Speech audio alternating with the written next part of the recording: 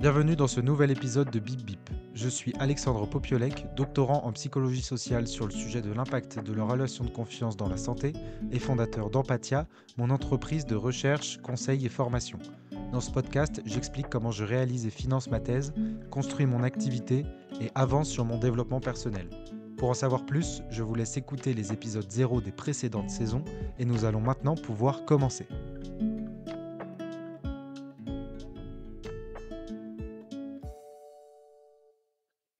Cette semaine, j'ai pu concrétiser, toutes les opportunités de partenariat et d'accompagnement.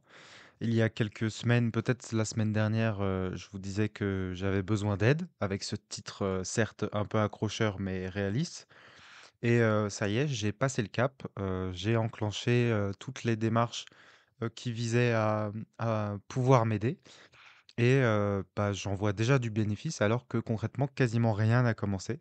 Donc je trouve que c'est intéressant aujourd'hui de vous partager à quel point, ce pas de se reposer sur les autres est bénéfique, dès le début et avant même d'avoir eu un résultat positif et je trouve que c'est très intéressant parce que c'est beaucoup plus positif et les impacts sont beaucoup plus rapides et positifs que ce que j'aurais pensé. Donc je voulais vous parler aujourd'hui de ce que ça fait, en tout cas pour moi, là où j'en suis, de pouvoir me reposer, sur les autres. J'ai décidé de définir, vraiment, le titre et le thème de «Se reposer sur» parce que, je trouve que, le mot au sens littéral, du repos et aussi de l'appui, enfin le double sens de se reposer sur, dans le sens faire une sieste et dans le sens s'appuyer sur pour progresser, est très, précis et j'ai pas envie du tout que ça paraisse, dégradant pour les personnes qui m'aident.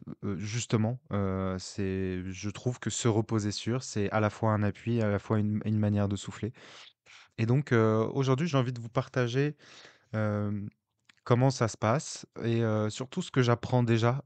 J'ai déjà appris sur moi et en quoi ça peut être utile de s'entourer et en quoi ça l'est déjà. Alors, pour être totalement honnête, et ça fait partie du podcast, je vais commencer à me faire aider, sur le montage du podcast et donc, bah, il va commencer à y avoir une semaine de décalage. Donc en fait, aujourd'hui, j'enregistre, les 2 prochains podcasts qui sont liés. J'ai décidé de faire la première partie sur l'apport, que c'est de me reposer sur les autres et la semaine prochaine, vous aurez, bah, la déjà la conclusion et mes réflexions par rapport à la suite de de mes projets, qui vont très certainement évoluer parce qu'on est vraiment au tout, tout début de mon accompagnement. Mais c'est un bon point d'étape, de dire, bah, qu'est-ce que je pense, avant, mon suivi et comment je vois les choses. Parce que ne serait-ce qu'en voyant les réactions des gens. On se rend compte un peu, de ce vers quoi on va aller et en transmettant, notre projet et ben, en fait, soi-même, on se rend compte, qu'il y a des trous noirs, qu'en fait, on veut pas ça et cetera et donc la première partie, donc cette semaine, ce sera: «Qu'est-ce que ça m'apporte?» Dans le sens un peu plus fondamental et la semaine prochaine, la deuxième partie que j'enregistre quand même aujourd'hui, ça sera: quelles sont déjà mes conclusions, vraiment factuelles sur la suite de mon business? Voilà, donc nous allons commencer, par, la première partie, c'est-à-dire l'épisode du jour qui est, que je suis extrêmement, agréablement surpris de l'impact positif que ça me fait, me lancer dans des perspectives d'accompagnement. Alors, faut savoir là où j'en suis. J'ai, un ami qui veut bien m'aider. Bonjour à toi, je ne sais pas si je peux, donner ton prénom dans le cadre de cet accompagnement, donc bonjour à toi, tu te reconnaîtras. Pour, le montage et potentiellement un petit peu, développement des réseaux. J'ai, l'opportunité d'avoir une stagiaire. Pareil, c'est pas concrétisé, c'est rien n'est signé, mais, c'est possible et je vais vous expliquer en quoi ça me fait déjà du bien. Et je suis accompagné dans, le cadre de mon incubation, au Creative Labs de Reims. Ça, je pense qu'ils sont jamais contre que je fasse, un petit peu de pub. Qui me propose un système dans lequel il y a des masters, en management des petites et moyennes entreprises qui se mettent, dans la peau d'un d'un cabinet de conseil et qui, vise à m'aider. Il faut savoir que là, c'est 3 moyens de m'aider. C'est, des gens que j'ai vus cette semaine et avec qui on a juste échangé sur ce qu'on pourrait faire. Rien n'est commencé. Il y a une quatrième aide, qui est, bah, quelqu'un, qui pourrait me faire, du conseil, auprès duquel je me rapproche et on a commencé aussi à discuter, mais rien n'est signé, rien n'est fait. En revanche, même si rien n'est fait, même si les personnes m'ont factuellement pas envoyé de livrable, ça m'a apporté beaucoup et je vais vous expliquer en quoi. La première chose, je pense, c'est le premier sens de se reposer sur, c'est avoir le sentiment, d'être accompagné et que des gens prennent part à mon projet et donc l'impact, 1 c'est sur ma motivation et en fait, je me suis rendu compte que, c'est tellement plus facile d'être, motivé quand il y a des gens qui sont avec nous dans le bateau. Des gens qui nous relancent, des gens, avec qui on a des rendez-vous où je me force à prendre un rendez-vous la semaine d'après, la semaine d'après, la semaine d'après. Parce que, en fait, je me rends compte du coup du fait de l'indépendance totale et du freelance, à quel point chacun de nos actes et chacun de nos heu, chaque action liée à notre travail est totalement autodéterminée. C'est-à-dire que c'est à nous de le faire, c'est à nous de décider, c'est à nous de renvoyer.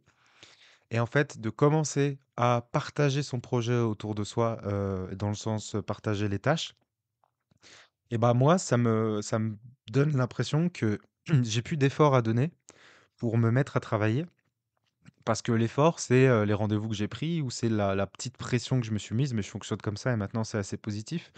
La petite pression que je me suis mise à, «Ah bah, voilà, pour ce rendez-vous, il fallait que je prépare ça» et hop, on avance dessus. Donc en fait, se pousser, bon, il faut pas tomber dans la réunionnite, aiguë du privé, des grosses boîtes, qui font plein de réunions, mais quand même, avoir des réunions mensuelles, c'est, quelque chose qui marche bien. Et enfin, même si c'est pas mensuel, mais je veux dire se pousser de temps en temps à se voir, moi, ça me permet de me motiver. Pour tout vous dire, c'est vrai que j'allais parler business, mais en aparté et quoique, en fait. Il y a, aussi, tout le sujet de la thèse. Il faut savoir que parce que je sais que j'ai pas toujours renvoyé cette image dans le podcast, je suis réinvesti pleinement, dans ma thèse, dans ma tête en tout cas, parce que c'est beaucoup sur, les envies et ce que je fais. Je vais pas dire que j'ai jamais, je réfléchis, mais, je pense que j'ai jamais eu autant envie de faire ma thèse dans le sens où là, je sens que c'est possible, j'ai des idées et je me sens assez, bien, émotionnellement pour, avancer dessus.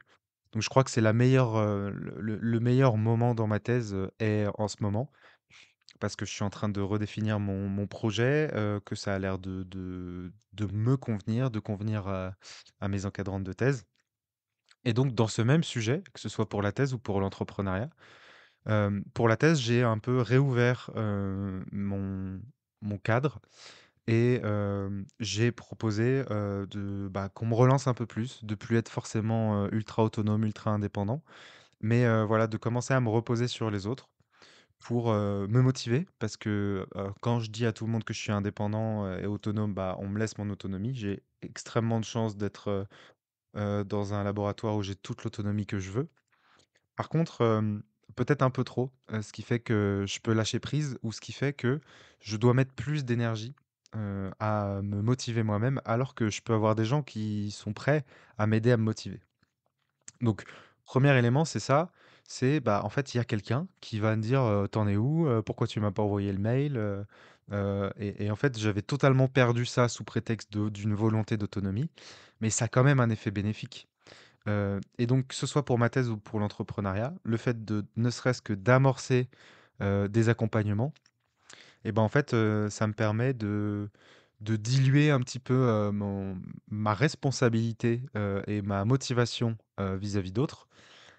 Ce qui fait qu'ils reviennent vers moi. Je suis engagé dans des processus où on a dit qu'on se verrait tous les X, tous les lundis, tous les mois, qu'un tel doit travailler sur ça et en fait, ça rend un petit peu la démarche, un peu plus, autonome. Donc là, c'est plutôt le projet qui est autonome. Donc certes, du coup, ça peut rendre un projet qui est plus grand que moi, mais en fait, il roule tout seul et c'est tellement agréable. Enfin, il est loin de rouler tout seul. Je sais que je suis le principal moteur, mais entre être le principal moteur et le moteur, unique, il y a une énorme différence et donc me dire que il y a du coup un minimum d'inertie quand je fais les choses. C'est-à-dire que si je mets, beaucoup d'énergie à faire quelque chose, vu qu'il y a, des gens qui peuvent commencer à travailler avec moi et bah, mon travail peut relancer des personnes et le projet ne s'arrête pas à la seconde où j'ai plus d'énergie.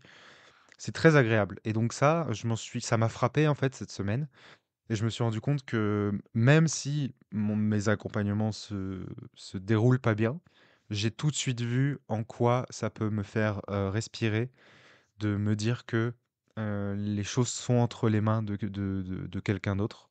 En tout cas dans une certaine mesure et de me dire en fait, ça me rassure sur le fait de me dire que les projets avancent. Parce qu'il y a une grosse frustration, je trouve, dans l'entrepreneuriat. J'en ai parlé à un ami qui en fait depuis plus longtemps et qui me dit que oui, il faut dealer avec cette frustration, c'est qu'on ne peut pas tout faire. On rate beaucoup de choses, on va pas, aussi loin sur tous les sujets qu'on aimerait faire. Mais la première solution, c'est de faire avec cette frustration parce que oui, quand on a 5, 10 projets, même, enfin en partie des projets de recherche, on peut pas avoir l'expertise d'une thèse pour chaque projet de recherche. En revanche, une manière de finalement de pouvoir, aller un peu plus loin sur tous les sujets, bah, c'est de commencer à dégager du temps ou de se faire aider et donc ça, je l'ai vu tout de suite. Donc j'espère que vous me souhaitez que ces accompagnements en plus, se passent bien. Mais je lâche déjà la pression et j'ai déjà un grand soupir, un grand sentiment de bien-être à me dire: «C'est bon, les choses peuvent avancer» et je fais partie plutôt d'un système plutôt que je sois le seul guerrier à tout combattre. Et sur ça, c'est excellent. Deuxième point, ça va ressembler un peu à une liste, mais bon écoutez, j'avoue que je pensais ne rien avoir à dire cette semaine et après pour une fois depuis les 5 dernières fois, j'ai pris quelques notes et du coup j'ai une liste et bah, voilà, je vous donne les apports de se reposer sur les autres. Je le voyais comme ça, sinon, c'était un peu trop confus. Donc premier point positif, c'est la motivation. Le second point positif, qui là, du coup, est intéressant vraiment dans cette étape de juste faire les premiers contacts de gens qui pourraient m'aider, c'est d'apprendre à transmettre.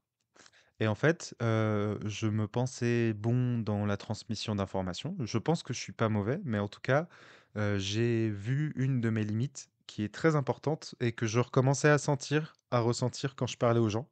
C'est que je mélange tout. Je mélange pas tout dans le sens, ça n'a aucun sens. Je mélange, beaucoup de projets, beaucoup de sujets, dans un sens qui me correspond. Hem et en fait, j'ai compris que je fonctionnais beaucoup par, à quel point les idées se ressemblent, plutôt que par projet. Et en fait, quand moi, je dois expliquer à quelqu'un d'extérieur où j'en suis et quel est mon business, je vais expliquer par sujets transversaux et pas par projet. Alors que c'est beaucoup plus sensé pour quelqu'un qui connaît pas ce que je fais, de recevoir les choses de manière structurée. Donc en fait, commencer à songer à me faire aider. Encore une fois, je dis ça et et sûrement dans 3 semaines, je vous dirai: «Oh là là, un tel ça se passe pas bien, un tel stagiaire c'est compliqué» et cetera. Bon, je vais faire attention de ne pas dire des choses négatives parce que vu que j'ai un petit réseau qui m'aide, bah, c'est rapidement identifiable et j'ai pas envie de dire des informations qui sont dommageables. Mais maintenant que j'ai dit qu'il y a plusieurs, perspectives, pour que je me fasse entourer et bah, si ça se passe mal, je dirais qu'il y a une des perspectives pour laquelle ça se passe moins bien, vu que j'en ai dit 4. Bah, voilà, il y a une chance sur 4 que ce soit, la personne concernée et on verra comment faire pour respecter toujours la confidentialité, des personnes avec qui je travaille. Mais en tout cas, pour l'instant, le simple fait de devoir expliquer où j'en suis dans ma thèse ou où j'en suis dans mon business, ça m'a fait passer déjà un énorme cap. Parce que déjà, de manière à juste réfléchir à moi, comment je fonctionne, je me suis dit: «Ah oui, OK, je comprends pourquoi je suis pas clair et je suis pas clair parce que moi, je connais tellement bien mes sujets que, je dis des choses qui sont transversales». C'est-à-dire que, si, projet A, projet B, projet C et sujet A, sujet B, sujet C, et que chaque projet contient un ou 2 sujets, bah, moi, je vais parler des sujets. Alors que c'est beaucoup plus facile à transmettre, en parlant des projets, en disant: «Bah, voilà, je travaille avec un tel, là, ça se passe comme ça, comme ça, comme ça. Je travaille avec une autre personne, ça se passe comme ça, comme ça, comme ça». Et donc je me suis, fait la réflexion de me dire: «OK, je vois comment être plus clair pour transmettre les informations» et ça, Ouais, en une semaine, j'ai déjà avancé sur le sujet. J'ai un petit peu précisé, je me suis rendu compte de ma manière confuse de présenter mon business, mais je m'en veux pas du tout parce que je pense que c'est une expression de j'allais dire une expression de ma solitude, mais ça sonne comme une phrase triste, mais ça l'est pas du tout, une expression de mon autonomie. C'est-à-dire que je vis dans le nuage, complexe de projets, qui sont dans mon projet et que je comprends très bien. C'est un peu, la théorie de la chambre désorganisée, hein. On a tous été ados et pour nous, notre chambre est rangée, on est capable de retrouver toutes les choses, mais peut-être pas pour nos parents. Et ben là, c'est un petit peu pareil. Mon univers, entrepreneurial est rangé à ma manière, même si en vrai, ma manière est assez structurée, hein. J'ai quand même un dossier physique par dossier, par sujet, je suis assez organisé dans mes fichiers, mais dans ma manière de raconter les choses, j'ai compris que j'étais un peu plus confus que ce que, j'aurais espéré. Et donc, bah, ça permet de mettre un cadre et ça permet de se construire en apprenant un peu plus à transmettre des informations plus claires. Donc, 2e sujet, ça m'apprend à transmettre et ça m'apprend à comprendre comment, inviter des gens dans le bateau et leur faire comprendre, ce que je fais. Heu, c'est lié à ça, mais j'ai remarqué que, en fait, c'est quelque chose qu'on me dit, mais c'est difficile, de se l'attribuer parce qu'il y a toujours un petit syndrome de l'imposteur, une petite peur de s'attribuer des choses trop positives, heu, au risque de paraître arrogant. Si vous me trouvez arrogant, écoutez l'épisode, écoutez l'épisode, «Je prends la grosse tête». Voilà, je sais plus c'est le combien, mais voilà, je me suis assez exprimé sur le sujet. Là, je vais parler, le cœur ouvert. Heu, il y a des styles de leader et je me surprends à potentiellement être un leader, je crois qu'on appelle ça transformationnel. Je vais faire une vérification.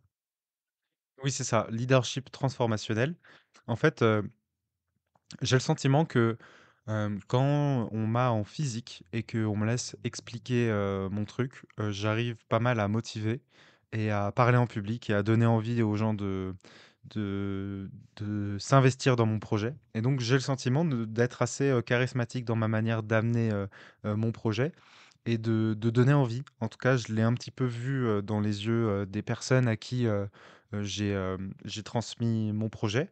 Il y a quand même quelque chose qui se passe en physique, ça je vous avoue qu'on me l'a dit plusieurs fois, que quand j'ai les gens en physique, en entretien, ça se passe vraiment bien et force est de constater que ça semble vrai et donc bah, ça me fait du bien personnellement de me dire: «Mais en fait, bah, peut-être que je pourrais être un bon leader», avec toute la connotation positive qui peut être associée à un leader et surtout avec le style de leadership, transformationnel qui est, de partager une vision, d'être assez flexible sur les changements, d'être investi sur le bien-être, des collaborateurs et voilà, d'avoir un leader charismatique, qui donne envie, qui motive par le fait d'avancer et d'avoir une vision, qui donne envie de travailler aux personnes et je me surprends à potentiellement, aller vers ce type de leadership sans m'en rendre compte. Ce qui fait aussi beaucoup de bien, au Alexandre, du collège qui aurait jamais pensé, pouvoir, être, déjà un leader et encore moins un leader, qui se dirige vers, le charisme plutôt que, la bonne négociation et le fait de bien, serrer les vis partout pour interagir avec, les collègues. Mais, voilà, ça me fait beaucoup de bien au niveau estime de soi, hein, c'est très personnel, mais, je me dis: «OK, je peux peut-être le faire». Je peux peut-être diriger une équipe et même si je dirige pas une équipe, je suis peut-être capable d'être inspirant, et c'est très fin à voir dans les yeux des gens, mais j'ai le sentiment de pouvoir le voir de temps en temps. Je pense que c'est aussi, ce qui est positif dans la formation, c'est de se sentir inspirant, intéressant et quand on voit des yeux fixes nous regarder parler, et acquiescer puis poser des questions, bah, on se dit: «OK, en fait, je peux capter l'attention» et c'est peut-être pas, bah, c'est peut-être pas facile à dire ou à comprendre, pour ma personnalité donc 3e point, bah, une petite hausse d'estime de soi, de se dire: «OK, en fait, je peux embarquer des gens, c'est cool, c'est intéressant» et en plus, découverte de soi-même, bon, bah, si je devais être un type de leader, je serais peut-être, un leader transformationnel, à voir comment ça évolue. Encore une fois, je sais très bien qu'on est au balbutiement, de ce que je peux faire en termes d'entourage. Mais, comme le concept, le présuppose, bah, je vous partage, mes réflexions à quasiment cette semaine 1, de délégation. Et donc, semaine 1 de délégation, on a à peine parlé, les choses sont à peine signées, enfin vraiment, il va s'en passer des choses, mais en tout cas, très bonne, réaction, enfin j'ai un très bon, des choses positives, à dire sur cette première semaine de test, de partager mon projet. Alors j'ai un autre point, qui est celui de comprendre, ce que l'on veut. En fait, j'ai beaucoup avancé. Bon, j'aurais dû finir par ce point, pour faire une transition sur l'épisode de la semaine prochaine, mais écoutez, c'est pas grave, ça fait la richesse, du côté organique de ce podcast. Mais, en fait, on comprend beaucoup plus facilement ce qu'on veut quand on partage, le projet et qu'on le dit. Quand quelqu'un nous dit: «Mais qu'est-ce que tu veux? C'est quoi la suite? T'as besoin d'aide sur quoi?» Et ben en fait, c'est un miroir de nos propres volontés et on se dit: «Ah d'accord, OK, je suis pas clair sur ça, ça même moi j'ai pas de réponse, ça il faudrait que tu m'aides pour avoir une réponse sur ce sujet». Et sincèrement en 2 semaines là, entre le moment où je me projetais à me faire aider et le moment où j'ai eu les premiers contacts pour me faire aider, il s'est passé, énormément de choses sur, la vision de ce que je veux, de où j'en suis, et ça, c'est juste inhérent aux rendez-vous que j'ai eus et aux personnes qui m'ont dit: «Mais qu'est-ce que tu veux? Tu en es où? Co Explique-moi ce que tu fais, en quoi je pourrais t'aider?» Et donc oui, on se le dit, j'y pense, et on peut très bien faire le travail soi-même de dire: «Mais où j'en suis?» Mais quand on est face à des individualités qui sont différentes, qui ont des questions qui sont différentes, qui ont des points de vue et des rôles qui sont différents, ils ont forcément des questions qui sont, différentes et on se prête plus facilement au jeu, de réponses plutôt que dans sa tête. Je me souviens d'un exercice que j'ai fait avec mon psy qui était d'incarner vraiment 2 parties, qui 2 parties contradictoires de ma personnalité et on a fait un jeu dans lequel on a pris le temps de les laisser échanger. Un jeu de rôle où on disait: «Voilà, la partie 1, qu'est-ce que tu penses de ce sujet? OK, d'accord. La partie 2, qu'est-ce que tu penses de ce sujet?» Donc, je sais que ça peut paraître très bizarre des jeux de rôle comme ça, mais, ça a été très utile parce que je me suis rendu compte à ce moment-là que nos discours internes, qui pourraient être incarnés par, 2 personnes, internes, de 2 discours potentiellement contradictoires, ils se laissent pas le temps de parler. C'est-à-dire que: «Oui, mais je veux faire ça, mais en fait, c'est pas possible parce que ça, mais c'est pas possible parce que ça». Et parfois, c'est important d'avoir, le temps, d'aller au bout de chaque version, même si on a déjà un peu des contre-arguments. Pour être clair, bah, on peut, par exemple, je peux penser à une directive de mon business ou de ma thèse et à peine je commence à dire: «Bon, il faudrait que je fasse ça», que je commence à trouver un autre argument dans ma tête. Bon, bah, en fait, je peux pas le faire parce que ça manque et cetera. Mais en fait, ce serait comme couper la parole à quelqu'un qui m'explique, le projet de thèse. Alors que quand on est en face, de quelqu'un, si on est bien élevé, bah, on lui coupe pas la parole et on se laisse aller au bout des idées et réfléchir vraiment au bout, même si parfois on pensait avoir des contre-exemples et bah, en fait, bah, il y a des contre-exemples sur les contre-exemples ou alors il y a d'autres idées qui viennent en tête. Ça revient encore, bon là, je sais que je fais encore du transversal, mais maintenant je commence à comprendre comment je fonctionne. C'est un peu la même logique que dans les brainstorming. C'est-à-dire que on coupe pas les personnes et on n'interdit pas, dans une première phase de brainstorming, on n'interdit pas de dire, des, choses qui n'ont aucun sens.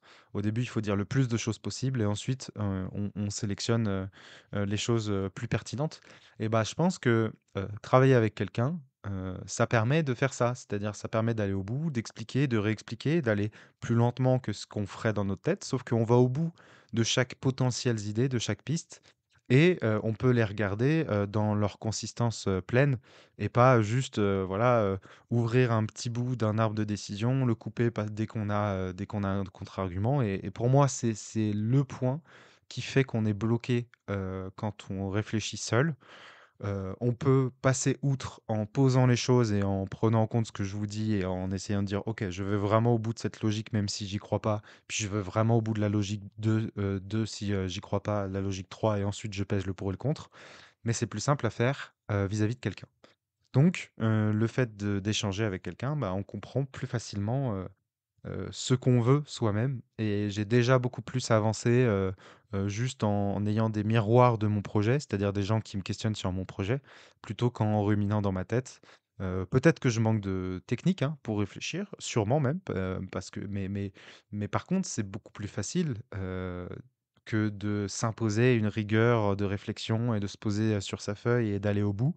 C'est évidemment plus facile avec quelqu'un qui nous tire les verres du nez et qui, par sa personnalité, par son rôle, nous permet d'exprimer, même, ce qu'on souhaite et ce vers quoi on aimerait aller. Dernier point sur le côté positif de se reposer sur les autres, c'est que, j'ai peu d'énergie, j'allais dire de temps, mais en ce moment, j'ai peu d'énergie pour apprendre de nouvelles choses, hem, dans le cadre de mon travail, parce que l'énergie que je mets dans mon travail, c'est plutôt pour avancer, travail ou thèse.